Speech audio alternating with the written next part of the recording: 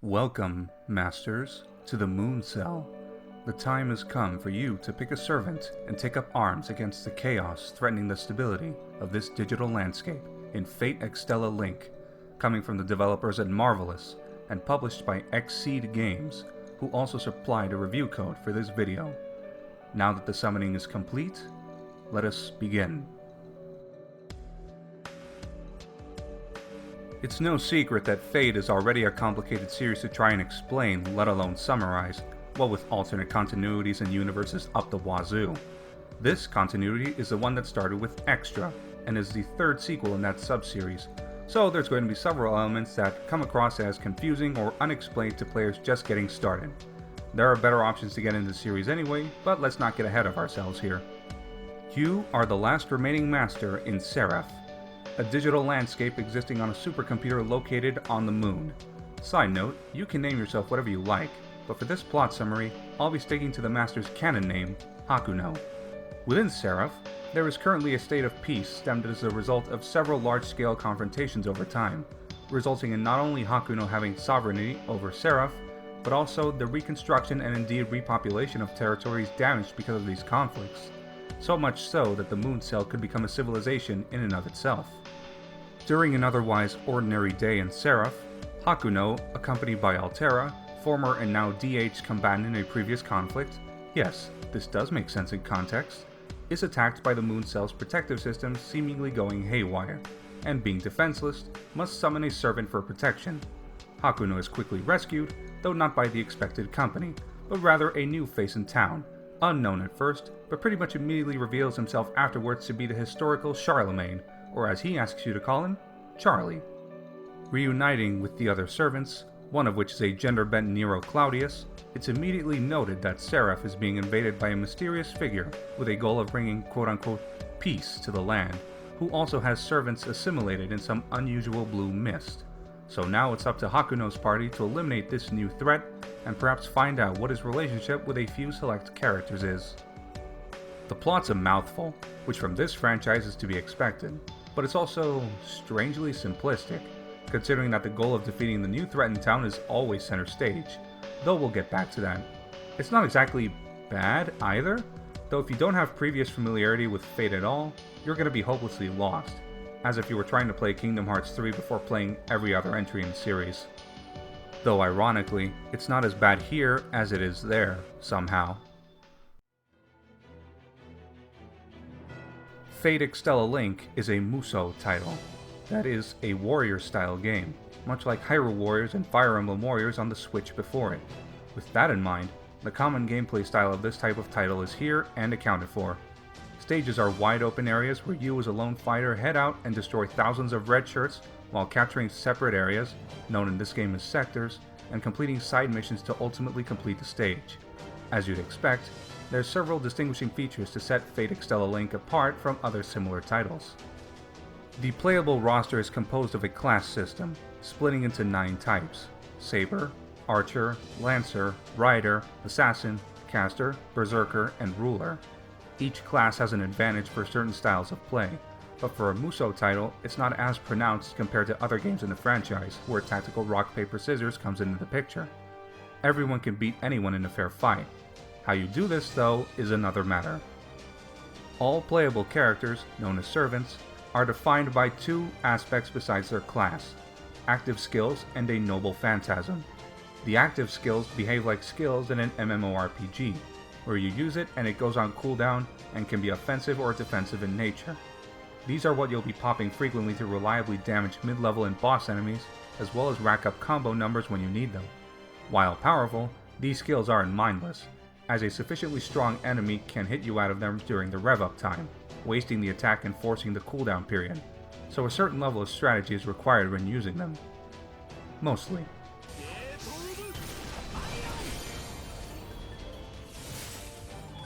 While we're on the topic of active skills, another strategic element to using them is the rush style.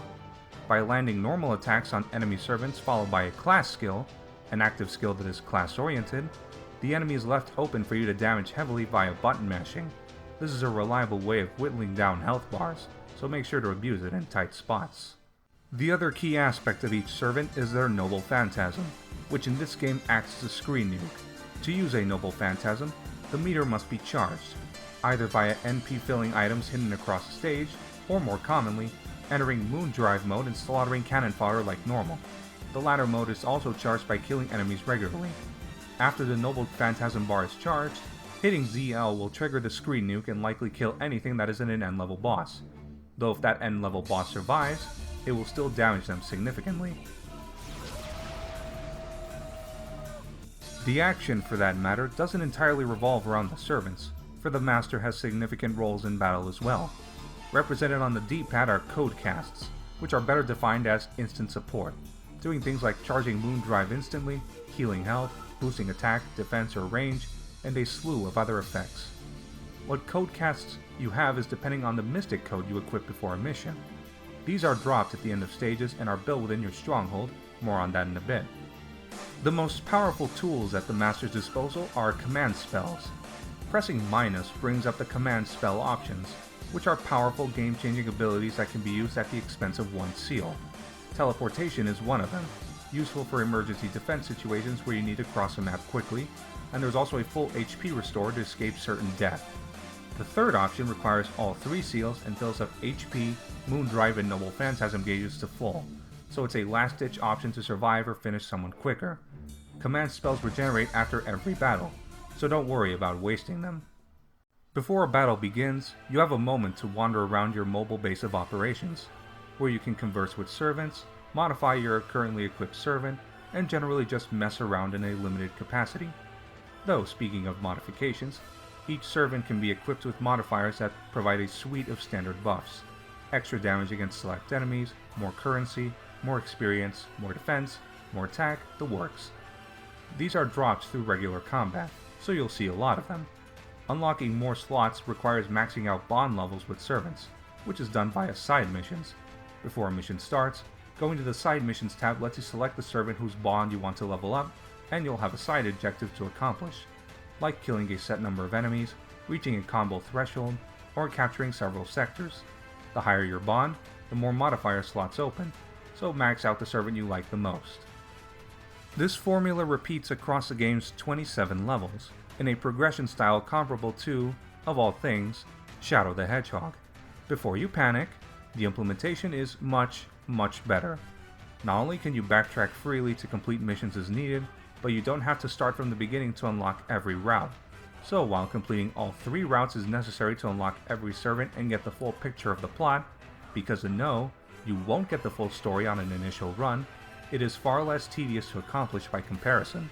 As a bonus, after completing the first route, you can freely use any unlocked servant in the story without restriction, so bringing your favorite along for the other stages suddenly becomes possible.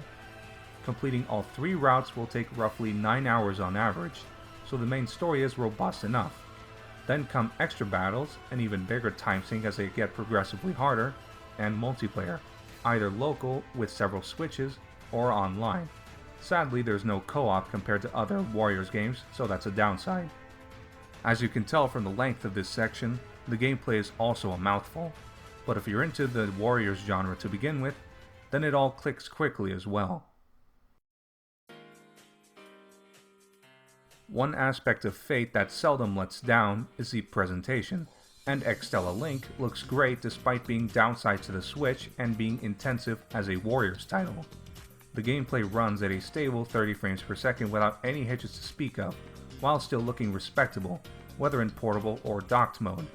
On a visual level, the artwork provided for each servant is very well drawn, helped in part by the continued improvement of Type Moon veteran and Fate Extra character designer Arko Wada, and those models are very well translated into 3D. The music accompanying your battles, while you might not hear it all the time, is also pretty good and worth sampling in the BGM library. Some tracks are reused from previous extra entries, but they're also some of the better tracks, so it kinda balances out. Now, here's the thing. A game like this is best defined as a fanservice game. Not in the usual definition, though that still applies, but rather in the complete sense of joy and satisfaction way. and that the game is made to appeal towards established franchise fans while not really doing much to attract any newcomers, not just on account of being a third sequel in a sub-series, but also having tons of small interactions and references that non-fans simply wouldn't catch, not unlike its two Switch brethren. So ultimately, while the game is on a fundamental level is solid, it's also a pretty difficult sell to anyone not already invested in Fate.